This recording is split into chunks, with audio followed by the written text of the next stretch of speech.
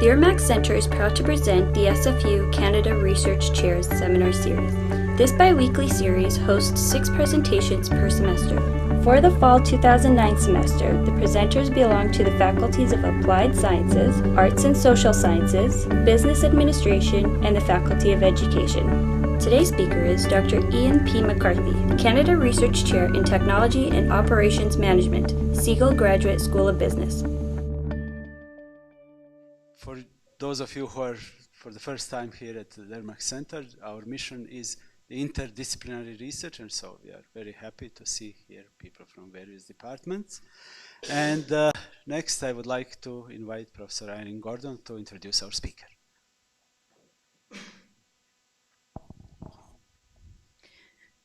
Thank you, Vaseline. As Vaseline indicated, I'm Irene Gordon, and I'm an Associate Dean in the Faculty of Business. And it is my very great and sincere honor to introduce to you my colleague, Ian McCarthy. Ian started his employment career as a manufacturing engineer. Following completion of a PhD, Ian moved to academe, occupying roles as reader and head of the Organizational Systems Strategy Unit at the University of Warwick, England, prior to coming to Simon Fraser. Ian joined our faculty in 2003 and was appointed a CRC Chair in Technology and Operations Management in 2004, a position that he continues to hold. Ian's practical background has made him especially good at identifying areas of research relevant to industry, as well as contributing to the development of academic discipline of management. Focusing on operational practices, Ian has studied and continues to study the genesis and diversity of technology-based firms to advance our understanding of how these organizations transform scientific and technological knowledge into marketable products and profitable businesses. This year, Ian had the distinction of becoming a Fulbright New Century Scholar. As part of an interdisciplinary group of 30 researchers from around the world working on this year's theme, the University as Innovation Driver and Knowledge Center, he has proposed to focus on the design and management of university research parks. The formation of university research parks is on the increase in many countries. One reason for this is the generally held belief that university research parks are fertile sources of entrepreneurship and innovation. However, research on the role of parks is mixed, and researchers have called for studies to re-explore how and why parks differ in terms of environmental context, strategies, and in particular, operational practices. Ian's work aims at improving our knowledge and understanding of how parks vary in terms of these factors and how these differences affect the performance of their resident technology-based firms. As you can tell from the slide, today Ian is here to talk to you about new product development, linearity to chaos, and back again. Please welcome Ian McCarthy.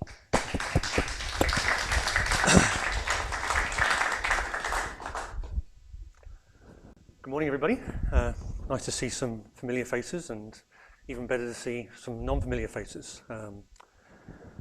When I was sort of thinking about what I was going to talk about, I was thinking about the challenge that would be in the audience. So I was looking at previous sort of talks and trying to imagine, who would be here from which faculties and which departments, and sort of how high or how deep to go in terms of, what I'm going to talk about.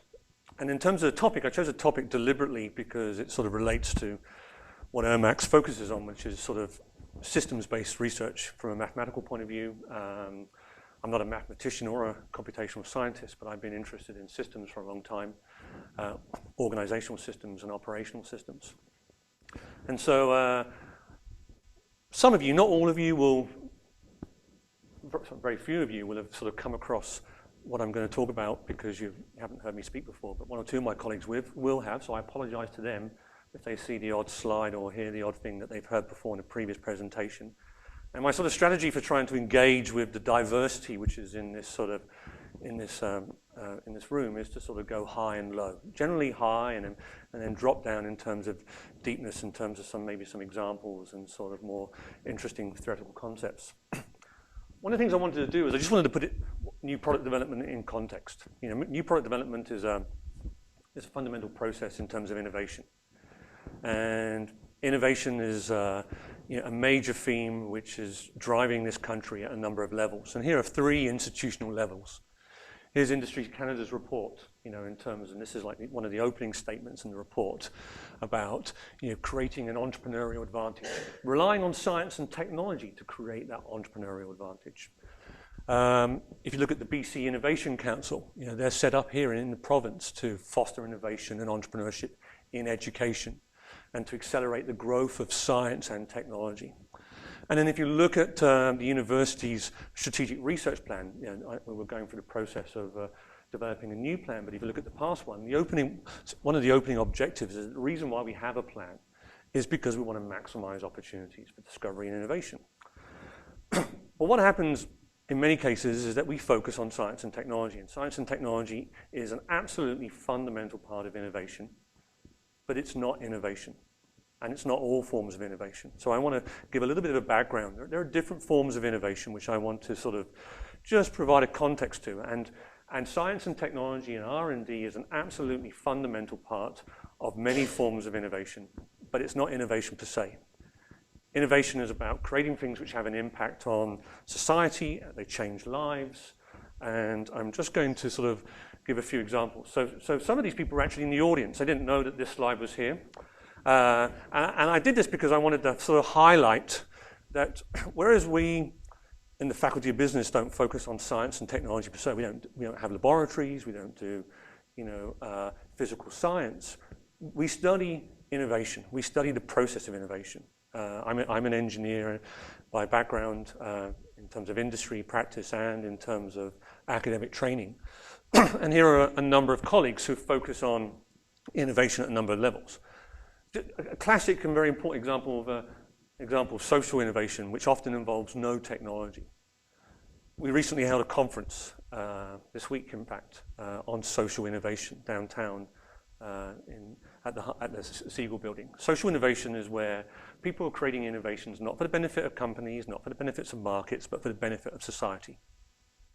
Canada has a very, very famous example, which I only learned about in terms of coming to Canada, which is Wear Pink to School Day. That is a solution. That's an innovation created by members of the community. It wasn't created by a Vancouver school board. It wasn't created by any school board. It wasn't created by a teachers' union. It was created by individuals. And they did it to create a solution to a problem. And it's a solution which has been adopted and diffused throughout the country and throughout other countries. And it's a classic example of social innovation. Barack Obama, within the White House, has an office of social innovation. Okay, in terms of, and so innovation happens, in many different forms. Leyland Pitt, a colleague I have done a paper with, we looked at how individuals innovate. Not R&D labs, not government labs, not university labs, not company labs, how individuals innovate. If you look at the history of the iPod and the iPhone, it wasn't necessarily created. The original ideas did not come from Apple. It was users, it was consumers who realized that these very nice looking hard drives could store music and play music. They were the first ones to actually give it a new application. They actually used it in a different way. And there are users, creative consumers are users who modify, interfere, play with, and sort of changed companies' intellectual property in a way which wasn't really intended. Sometimes it's illegal. Hacking Xboxes, possibly legal, possibly not legal. Hacking your iPhone so that you can use it in this country. And doing different things with it, creating apps for it. These are all sort of innovations which happen outside of university laboratories and outside of company laboratories. But they're innovations, and they get sort of adopted and diffused within the environment in many ways. Here are a number of other colleagues as well, involved in sustainable innovation, technological innovation. Jan Keitzman is involved in looking at sort of how mobile technology, cell phones, RFID chips, how they change working practices, and as a consequence, they become adopted. They have an impact.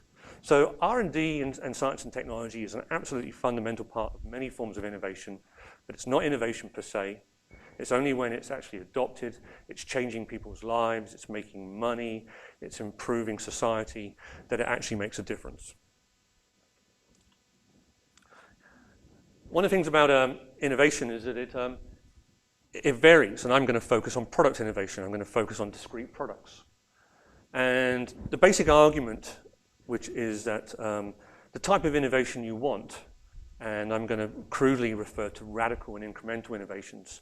Incremental innovations are refinements, improvements of existing products. And a radical innovation is an innovation which is very different in terms of the change in technology, in terms of, is it a step leap, a step improvement in weight, power, cost, or does it go in a completely different direction? Is it a discontinuous technology? Just a very brief example, if you look at computer game consoles, Xbox and PlayStation have been competing on the same parameters. They have to be faster, more powerful, better graphics, and they're serving existing customers with existing needs. And those existing customers are young men largely who want to experience the war games and fighting and really feel the pain of being involved in war and the fear involved and the excitement involved. The Nintendo Wii took a very different route. It said we're going to make a console which is less powerful. It's got worse graphics, but it's got a very, very different user interface. And so it's radical in terms of being discontinuous. It goes in a different direction. These are examples. So this, not many of us drive automobiles up there. It is an innovation. It's a radical innovation, but it wasn't adopted. It wasn't diffused. It didn't make, it didn't impact on society.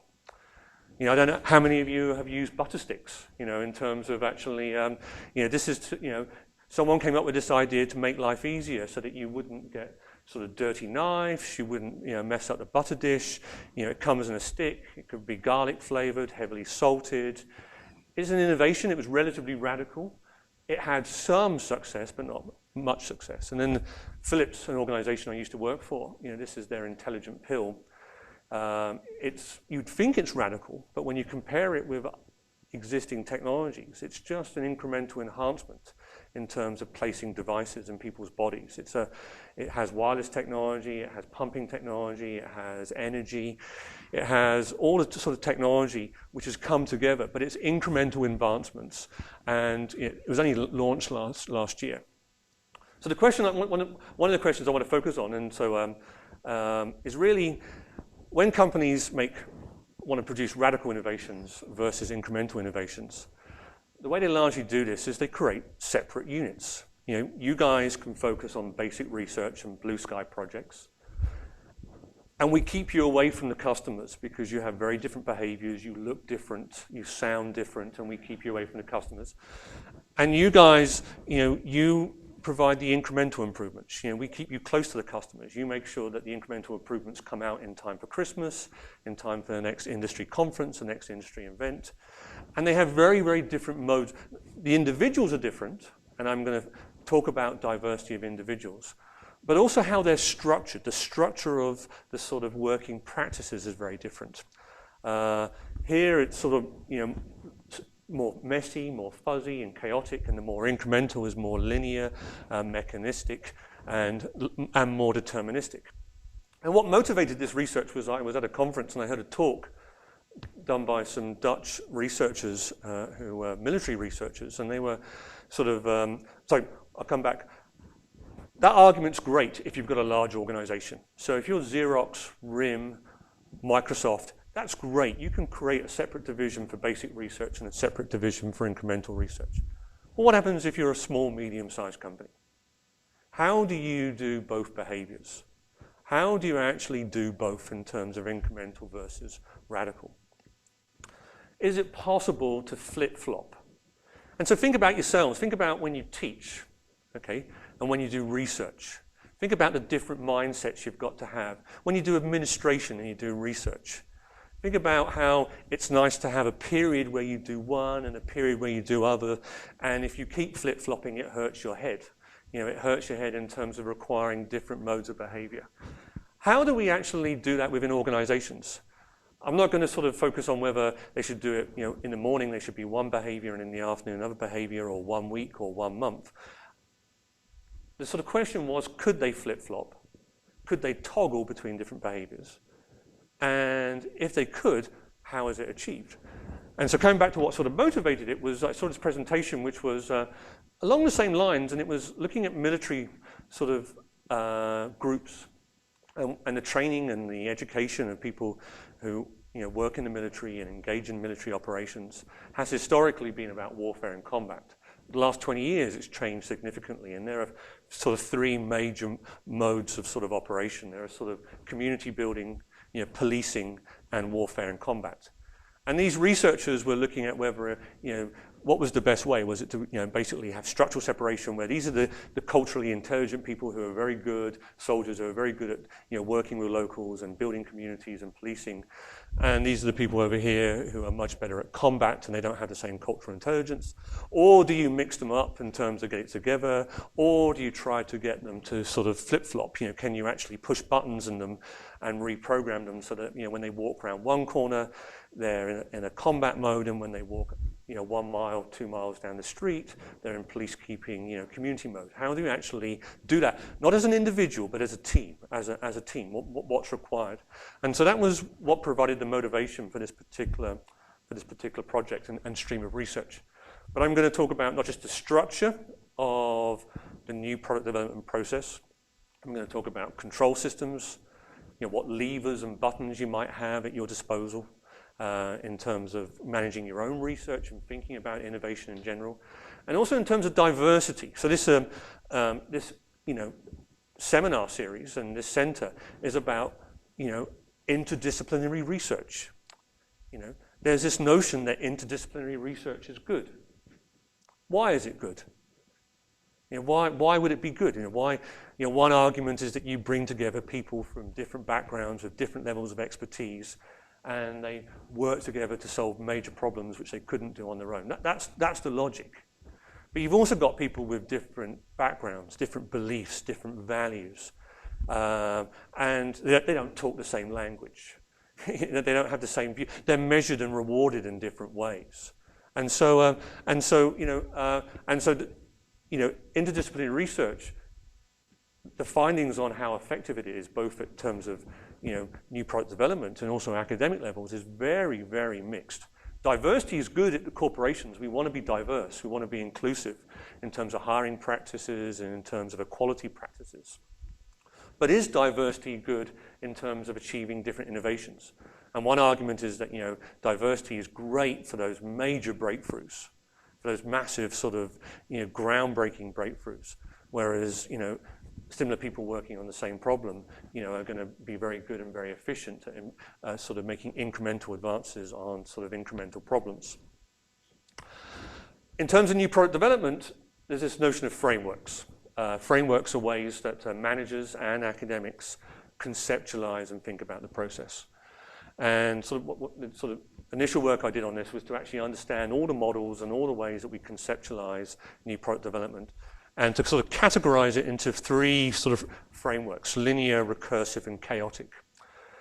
And that contribution was basically around any sort of management framework, any sort of other framework in an academic discipline. It was a way of describing how things vary. It was a way of describing how important differences lead to different important outcomes. Other frameworks that and there are lots in management and business. I'm sure there's lots in other disciplines. Theory X versus theory Y. For those of you who don't know what that is, theory X managers are managers who believe employees are lazy. Employees will rob you. Employees will look for every way possible, to not do work, and you have to control them very, very significantly.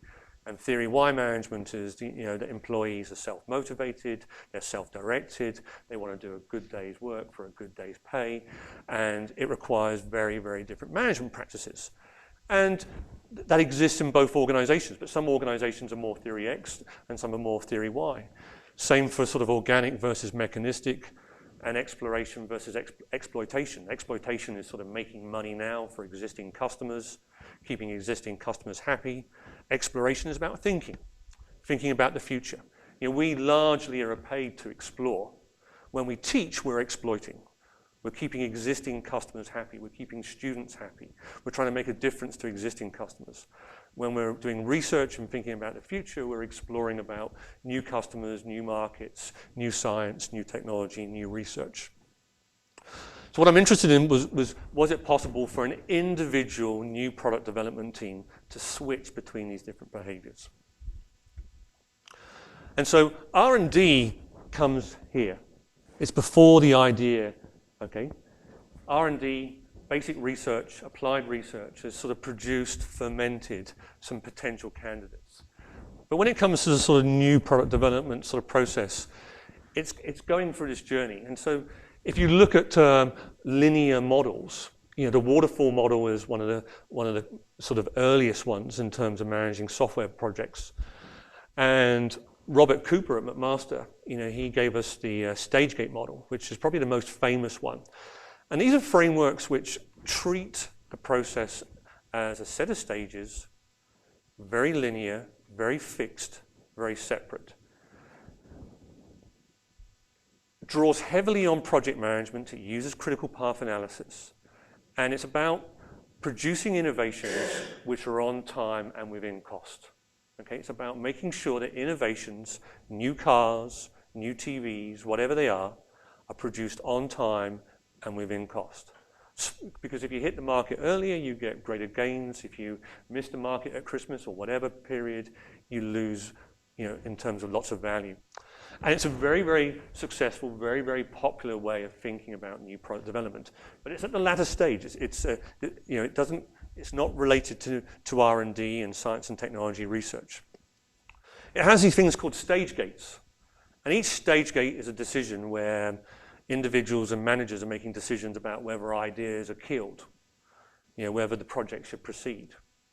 And what it does is it sort of acts as a sort of a regulator. It's like managing a flow. You know, you start off with lots of ideas, okay, but your ideas are dependent on your resources. It depends on your cognitive capacity, you know, how many people you have, and you look at the viability of these, and do they match the goals of the organization, and do they match the goals of the needs of your customers, and they get screened out, and then you work on them. And at each stage, depending on the circumstances of the organization, you're making sort of go, no-go decisions on things that are flowing through. And it's very much a sort of linear flow, and it's absolutely wonderful for producing innovations on time and within cost. But it also dilutes many of the behaviors associated with radical innovation. It prevents sort of serendipity. It prevents accidents. It prevents rule breaking. A lot of the things which are associated with radical innovation. And so after sort of in the mid-90s, people started realizing that this is great, you know, in terms of researching it, there is this major trade-off in terms of, you know, it's great in terms of commercializing on time, but it's not very good in terms of major innovations. Yeah, people argued that MPD Reality is a lot more like this. You know, it's a lot messier. You know, it's still not as messy as R&D and exploratory research, but you know, you've got large doses of uncertainty, chance. You're not operating in isolation. You've got competitors, you know, who may be getting to the market faster than you. You've got people making decisions, you know, that are changing resources and changing goals. Customers changing their mind. Basically, you've got feedback. You've got feedback. And the first framework is a sort of driven framework where you just proceed at all costs. Deviation from the plan is not tolerated at all costs.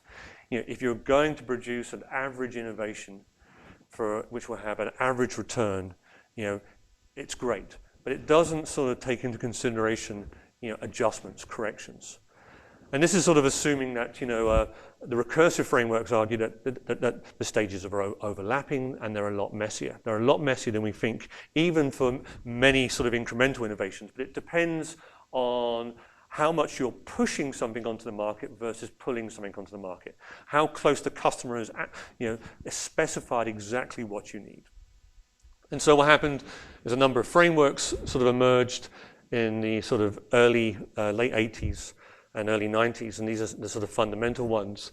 And the Big Bang theory of innovation is very much about nonlinearity. It basically says there's one event, there's one catastrophe, there's one crisis, there's something which sends a whole ripple through a system, and that leads to a number of different pathways which are still relatively deterministic. They're not random, but it's not as linear as we like to think it is.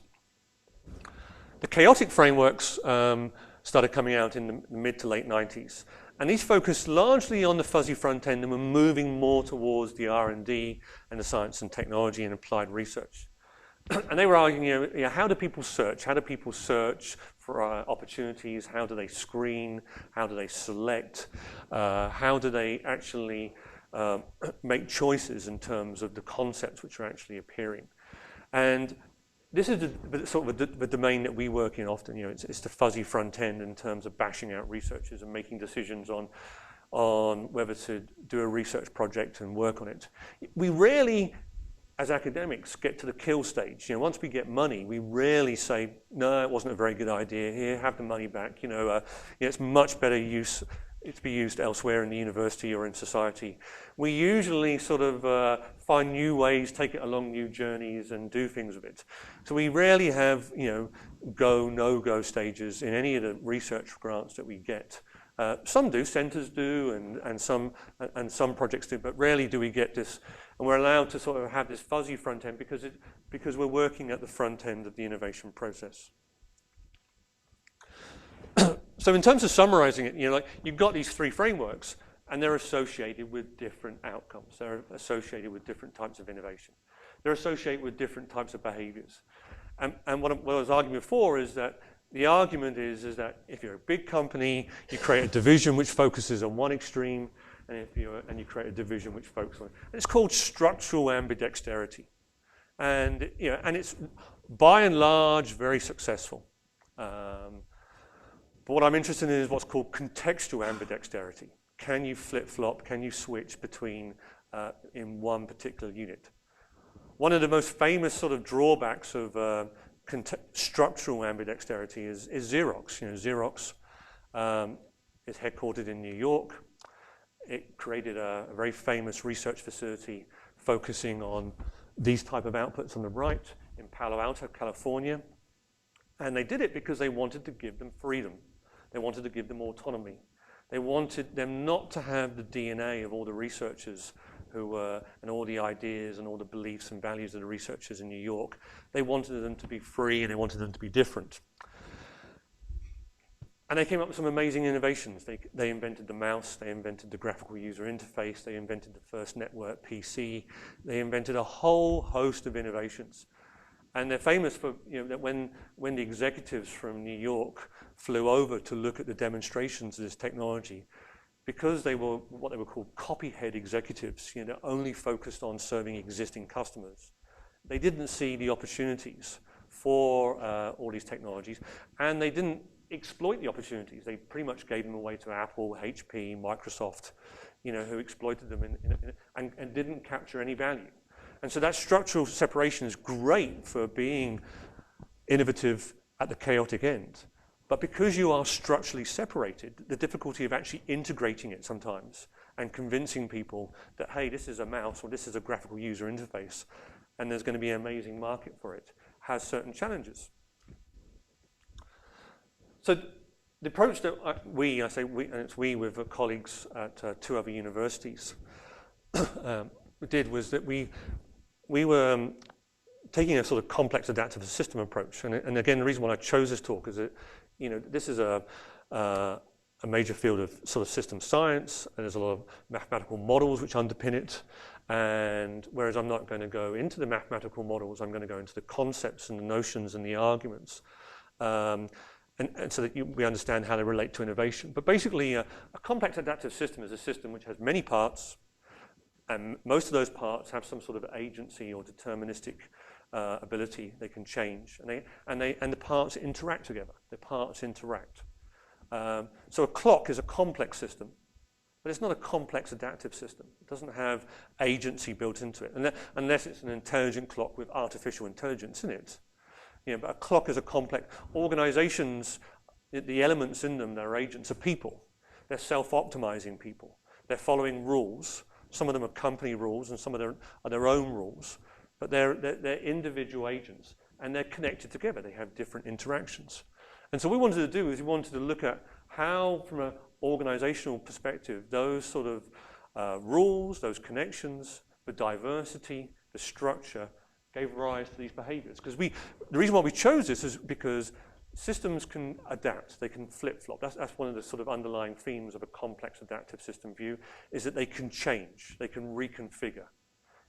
We think about it in terms of evolution. Loads of systems are evolving over time, but from a sort of management social science perspective, we think about sort of systems being relatively deterministic. They're not completely in charge of their destiny, but they make decisions about where they are now and where they want to be in the future, and they're self-optimizing, and that sort of gives a path. And so nonlinearity, self-organization, and emergence. And I'm going to sort of try and give some examples of what they are in new product development and sort of other social systems. And so we were looking at a number of agents and their attributes, which is the diversity. We're looking at their interactions, their coupling, how far apart they were, how often they were integrating. And we selected 3 companies, and we spent sort of nearly 18 months. And there was 3 universities, and there were about 8 or 9 researchers, including the investigators. And we spent, 3 or 4 months at each company monitoring emails, monitoring meetings, looking at sort of how they connected to each other.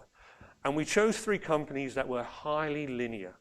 They were highly linear in their process, highly linear in terms of their incremental innovations.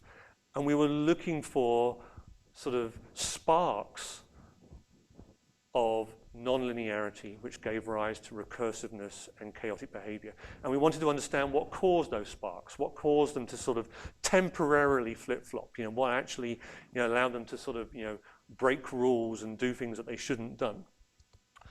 And we focused on 3 types of decisions around the stage gate model, which is strategic decisions, and that there's a project leader reporting to senior managers as well, and they're making decisions about which market to enter, which customers to serve, which styles of product they're going to work on.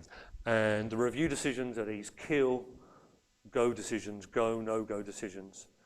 But the majority of the decisions are the in-stage decisions, and the reason why we took a decision perspective is because it's central to the linear perspective and the stage gate model.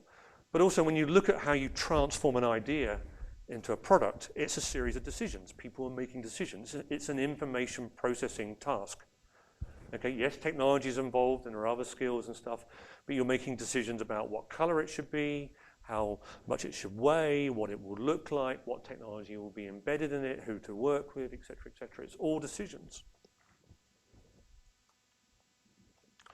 And just some sort of background in terms of what we were looking for in terms of the interaction, in terms of coupling, in terms of, and these are 3 case studies, I said, and so one of them was a jet propulsion company making a subsystem which went into jet engines. It was GKN in the UK, but it was a standalone small division employing 100 and 200 people. It was about 200 people. And then there was another company, was Parker Pens, making pens, and a very, very small company making hydrometers. Every single one was a case of market pull, i.e. the customers are talking to the product development teams and saying, this is what we want, this is how I work it. And we chose these 3 because 1, they were willing to do it, which is always very important and helpful. And then secondly, we were able to sort of understand how they differed in terms of geographical spread. So one was a very diverse team spread across different countries, and they used a product called Windchill. Windchill is a product development sort of software tool, so it's highly technology dominated. So in terms of the coupling, there's a geographical spread, but it's highly technology dominated. Parker Pens was also geographically spread, but not technologically dominated. And the hydrometer company was a much smaller, privately owned company, and all of the engineers, all of the marketing people, all of the product development team were in one office. And the CEO of the company was also, in and out of that office all the time. And so, this is a major factor. The CEO was sending this one team into flip-flopping backwards and forwards all the time in terms of, and you could see how it happened in terms of what was happening. In terms of decision rule formality, we're looking at how decisions are signed off. So on Windchill, there's a very, very formal system. Everything is signed off on a computer. It requires group consensus. It requires all sorts of password initiatives. Things don't happen until you get permission from everyone else. The stage gates are actually sort of locked in using a computer system. And so it's highly structured from a technological point of view. Whereas in the smaller company, it was much more ad hoc, and every time the CEO wasn't in the actual office, they were sort of self-organizing and doing things in a very, very different way to try and cope with the madness he kept bringing into the office in terms of what was actually happening. Just a little sort of example of linearity. I wanted to sort of, just sort of give it, just a example of how linearity is when small changes in the system lead to sort of massive outcomes, usually over a very short period of time. And this is Tony Blair, and he's at this sort of the World Economic Forum in Davos 2005. And so he's there with lots of other dignitaries.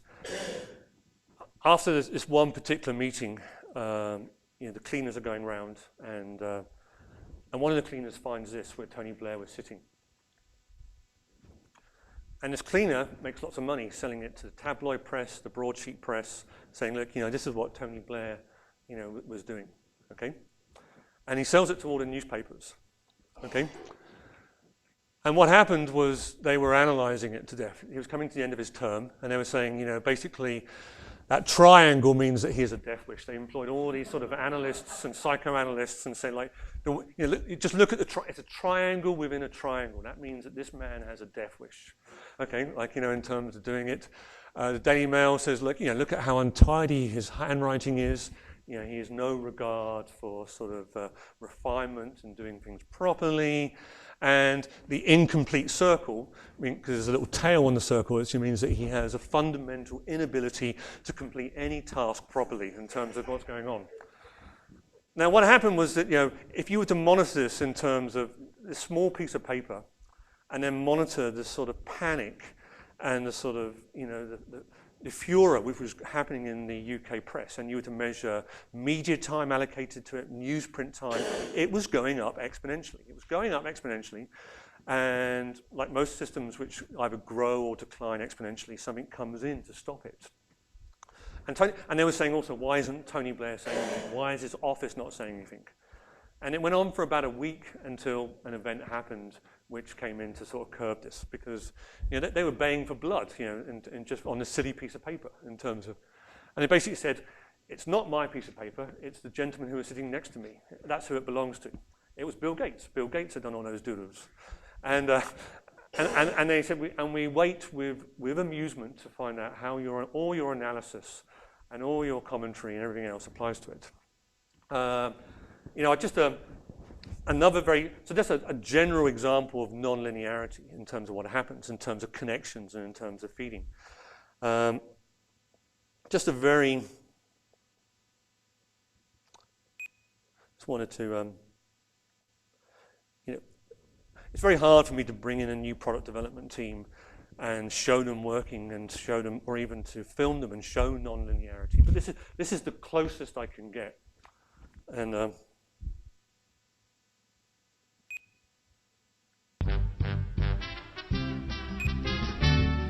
6 months? At least. 1 month to build the product and 5 months to play games on my computer. 1 year, unless you add people to my tiny empire. 18 months.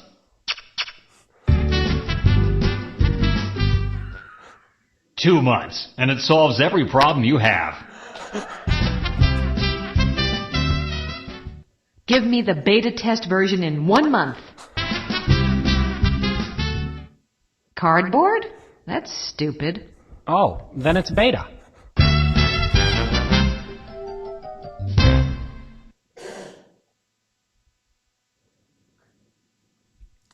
So that happens. That happens.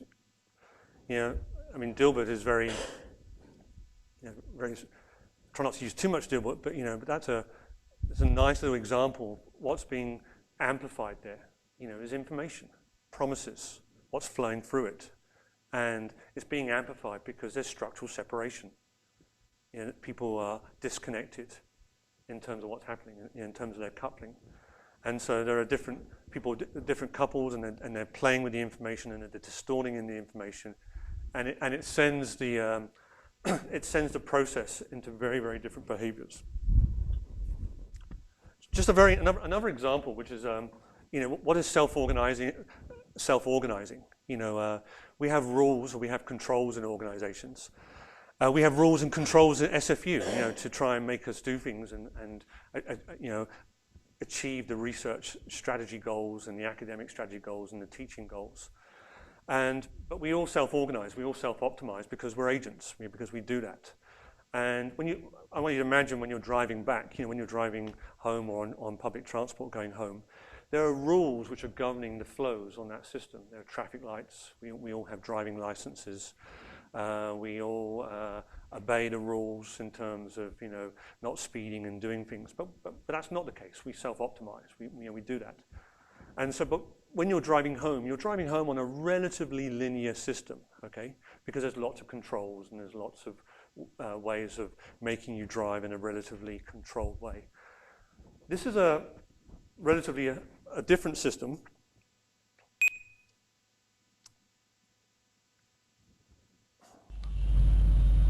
There's no road markings, there's no technology.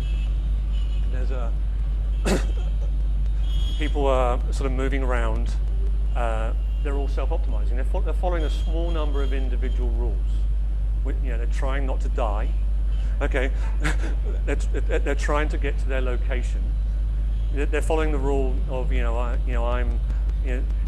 the biggest one sort of wins, and the survival is the key issue here.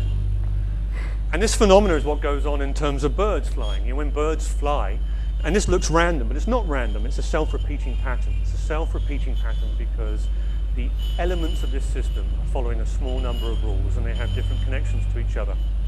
And so it's a self-repeating pattern, and it's what you see in terms of schools of fish, in terms of how fish move around or birds fly. When birds flock around in formation, so I'm not talking about V formation flying, but when birds are swooping and flying around, there isn't a central bird with a headset on saying dive left and turn right and do this. They're not communicating to each other. They're all just following a small number of simple rules. And I'm sure people who work in Ermax, are familiar with sort of Boyd's, Android birds and simulations which go with that in terms of trying to identify, in terms of trying to identify the rules. So in terms, the short sort of finding was that we did find, elements of very, very linear systems having periods, sometimes hours, sometimes days, where they went straight into the other end of the system. And sometimes it was really good. They self-organized, they broke rules. A classic example was the company that was making the jet propulsion technology, their project was going to die because test results had come out saying it wasn't doing what it should do and it was going to die. And instead of reporting it, they didn't report it. They didn't report it, and they worked at evenings and weekends, and they did other things, and they were delaying the reporting to find, because their strategic decision makers were ready to allocate resources to another project. And in terms of self-optimizing and self-survival, they broke the rules, and they came up with a solution which was much better than the intended original technology. But they did that because they broke away from the technology. They broke away from Windchill, and they were rule breaking and stuff. And because the decision makers were not actually around to actually see what they were doing because they were disconnected. So it was highly formal, But they shifted it into loose coupling. They broke the connections. They broke the connections to achieve a very, very different type of behavior. And what we found was, was that over time, there was evidence of each company at different points switching along here and moving up and down. And so it is possible. And the reason why we were doing this was to find out, that if you're a manager and you're going to design, this is your team. What buttons do you have to push? What levers do you have to pull to actually change the behavior in this organization? A little bit about controlling innovation and new product development. Literature and practice totally focuses on one type of control only, which is performance measurement. Okay? Control is more than just performance measurement. It's the systems which induce behaviors and direct behaviors. And so within R&D and within sort of new product development, we focus on, basically saying, how many patents do you produce? How many spin-out companies do you produce? And that's all we measure. And what happens in the middle is just magic. What actually happens in the middle, you give them lots of money, and what happens at the end is magic. What they do to actually create the patents or the new products or the papers. And one of the projects I'm currently working on is I'm looking at different types of systems. I'm interested in belief systems and interactive systems and boundary systems. And this is derived from work that Robert Simons did. And there are basically, he argues that there are 4 types of systems, but we largely focus on diagnostic systems. I'll give you a very famous example in terms of science. Stem cell cloning, okay?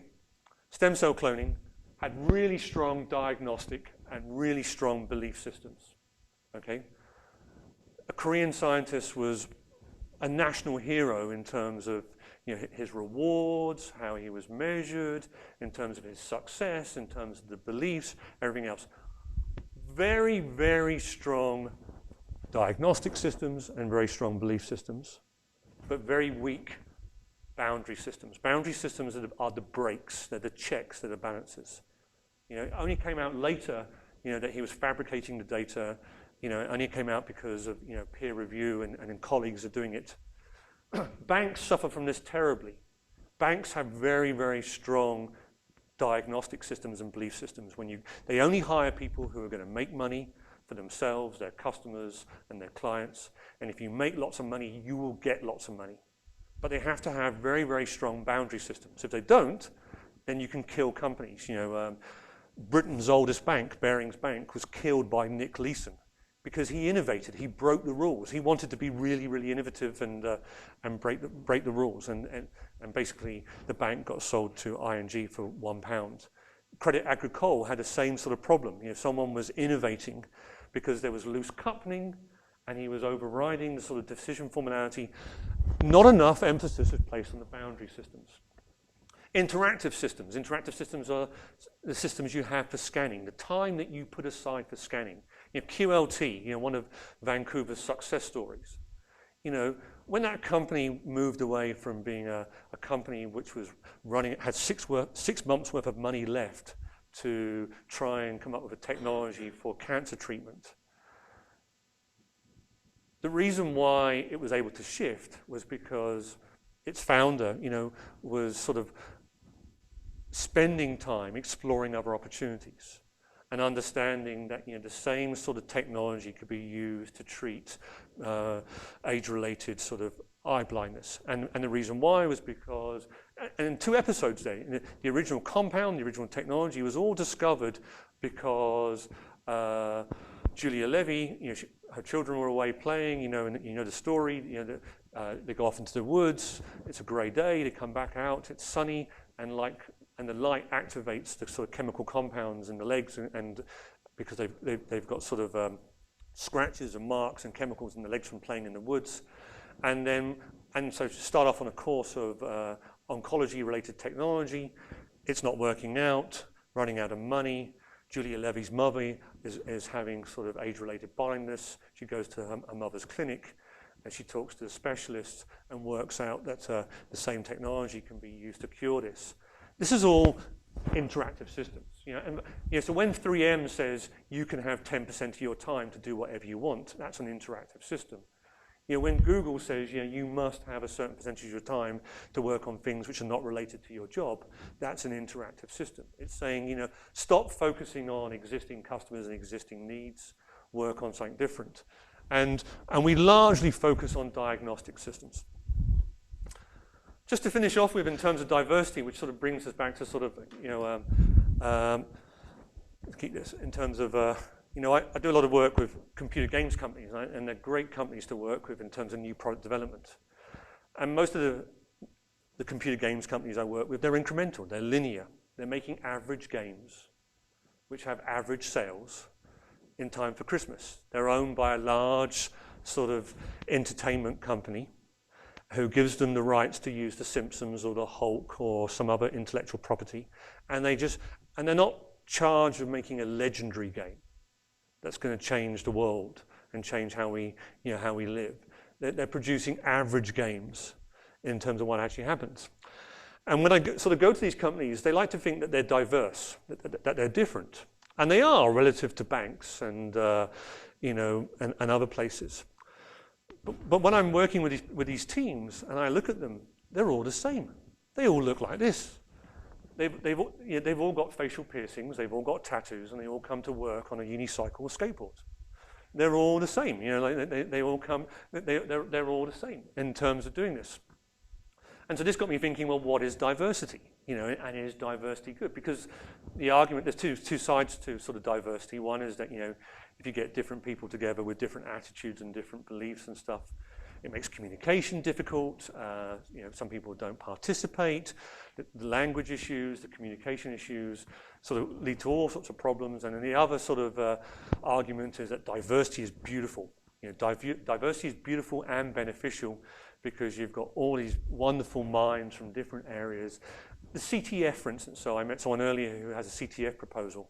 When Mario Pinto, he obviously did that with the belief that diversity is beautiful. He wants to force people to work together.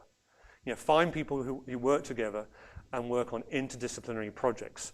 And so he's assuming that diversity is beneficial and beautiful. And I'm slightly with him, but I think that you have to understand what diversity is.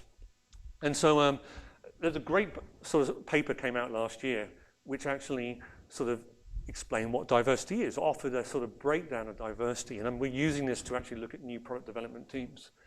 And we're using it because it relates to the information processing and decision-making which goes on in new product development teams.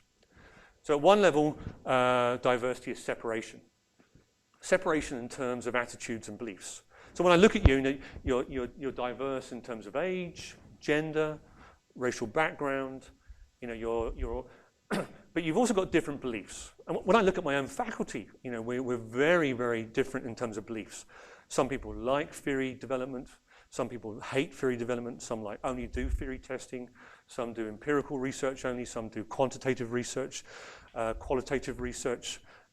Some people, only do computer simulation models. You have these sort of prejudices built in you in terms of your beliefs, professional beliefs, which influence your work in terms of talking together. And so at a minimum, you're all the same. So this diagram is showing that at a minimum, and it's a standard deviation in terms of measuring differences. Or you could be a continuum, which is moderate. Or you could have two camps, And in organizations, you see camps which have very, very different beliefs about what constitutes scholarship, what constitutes research, and these two bipolar opposites. Now, is that good diversity? If you go for maximum diversity, is it good to have maximum diversity where you've got sort of bipolar opposites, potentially two groups within a team, within a faculty, within a department who hate each other because they've got different beliefs? Is that good for innovation? Is that good for new product development? In terms of variety is to do with your. If I look at you, you've got a variety of expertise. Some of you I know, most of you I don't. But I'm assuming you have different backgrounds. You have different sort of what I would call information resources that might be valuable to me. And if you don't have them per se inside you, then I might be connecting because you have access to others that do. And I use you as a conduit. I use you as a broker. And so in terms of, we could all be the same. We could all be engineers. We could all be computer scientists. We could all be, all the same, in terms of all the shapes are showing that there's some sort of differences in there in terms of, and so the CTF largely goes with this sort of variety, so let's divide up the money. Let's have someone from this faculty, that faculty, that faculty, that faculty. Yeah, that box is ticks. You're all from different faculties. Okay, that means it's every dean is happy at the meeting and stuff, everything else. It doesn't take into account the beliefs there, but usually you've chosen people, hopefully you've chosen people who you like, to work with, and that's one of the things we do. And so, is variety good? Well, and how much variety is good in terms of, and then disparity. This is disparity in terms of status. So when you think about your own research teams in your own laboratories, there's usually one top person and then there's a hierarchy. Okay? Not everyone is equal in a team. There's usually always a project leader and then there are sub-leaders within it. And there's status involved, there's compensation issues involved. And this creates differences in terms of how people work and how people are motivated.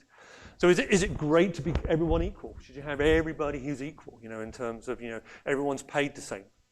Everyone has the same status? Or should you have a mixture in terms of, in terms of what's happening? And so this is fairly new research, which is which we're exploring, and we're sort of going to be we're in the process of interviewing companies and mapping this out and trying to understand how it relates to different forms of diversity. And our gut feeling, based on sort of existing research and sort of what we see in terms of working with companies, is that in terms of separations, remember separation is attitudes and beliefs. Some separation is good. A little dose of separation is going to be good. And after a while, then, too much separation and it's just going to hurt you and stuff. But the big caveat here, it will vary, we think, for incremental versus radical innovations. And it will vary in terms of the control systems you use. How strong your belief systems are, how strong your boundary systems are, how strong your diagnostic systems are. Okay? And so that particular curve is going to vary for the type of innovation, and it's also going, and the effectiveness is going to vary in terms of how you structure and control people. Okay. Variety, we tend to think will be, so we're slightly with, our vice president of research, and think that variety is generally quite good, but it's not the be-all and end-all, and there's going to be some sort of optimal level of variety, and that optimal level of variety is going to depend on the first curve too.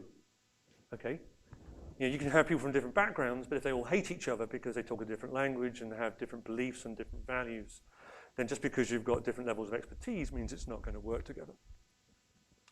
And then in terms of disparity, this is the one we're sort of least sort of confident in or familiar with, but we think just going at the moment in terms of having sort of normal hierarchy levels and control levels in terms of is going to give the greatest benefit. But this is the one that we're sort of least confident in. So just to finish off with, I think I'm a little bit late, but I did start 5 minutes late. So innovation is a diverse endeavor. It's not just R&D and technology. Just a bit more about the Faculty of Business, wanting to highlight the Faculty of Business. We have programs at the undergraduate level and the postgraduate level, which are totally dedicated to innovation. We have an innovation and entrepreneurship concentration. Okay? At the MBA level, we have a management of technology program. In that class, there are scientists and engineers. All of them have a background in science and engineering. Many of them have PhDs. Okay? They're working in biotechnology companies. They're really good at the early stage exploration. And they're working and they've evolved up into management where they now have to control teams and manage teams and understand the process of innovation. Or they want to create their own organizations, or they want to create their own technology. And so innovation, is more than just R&D and science and technology, but science and technology and R&D is absolutely a fundamental part of many forms of innovation.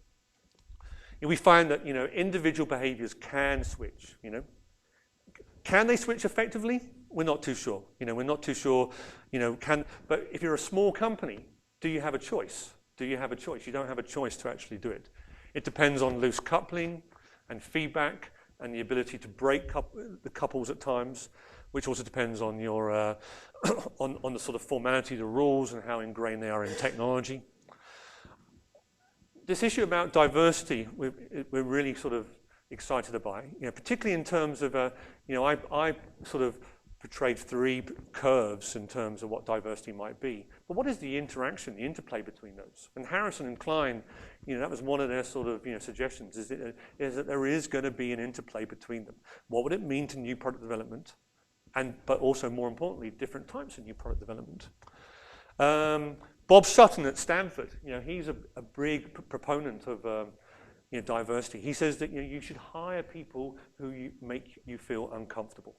When was the last time you hired someone because you disliked them? When was the last time that you hired somebody because we tend to hire people who do have the same sort of attitudes and beliefs, which is what the computer games companies do. They all come to work on skateboards and have facial piercings and tattoos, and they're very, very similar. They wouldn't hire anyone who came to a job interview wearing a suit, But if you want to serve customers who you don't currently know and don't currently understand, then quite often you have to go in a different direction, and you have to hire people who make you feel uncomfortable, even people who you dislike, and it's very difficult to do because we tend not to do it, all of us. Diversity involves coordination costs. What are so they require different forms of control systems. You can't just let people get on and do it, otherwise, it depends on the diversity you have. And finally, different control systems, beliefs, boundaries, interactive systems, and diagnostic systems will play a role in terms of how you actually direct these people. Thank you very much.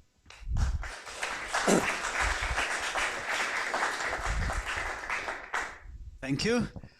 Questions, please.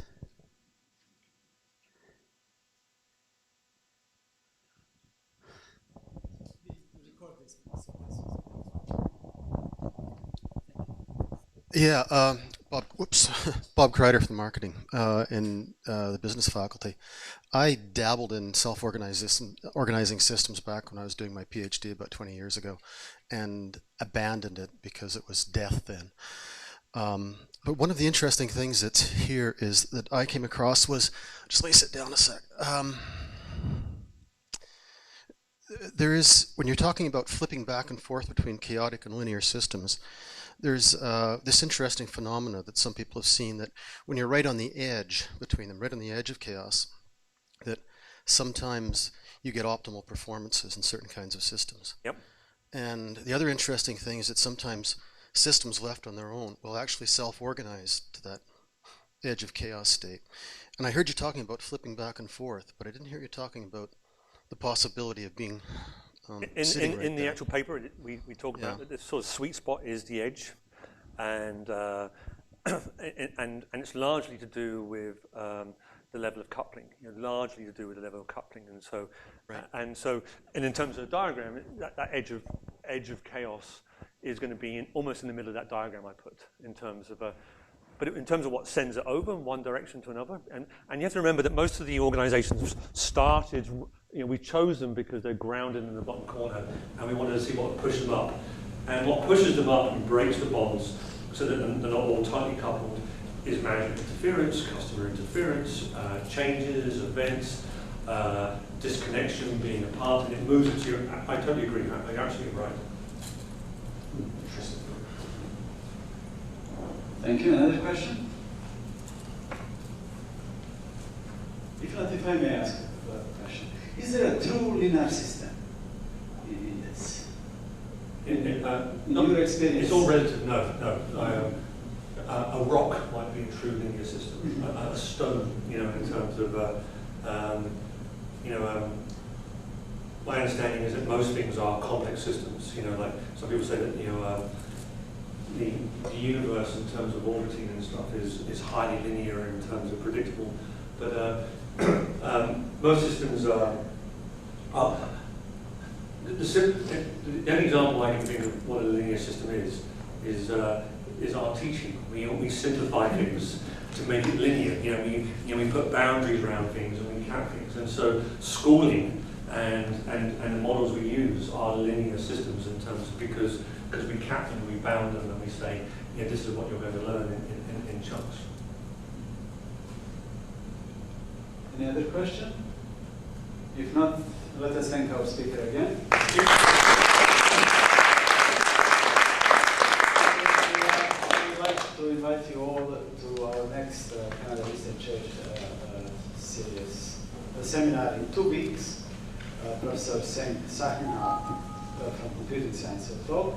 And lastly, I would like to invite you for lunch at the Segal Center. Thank you. Thank you for coming.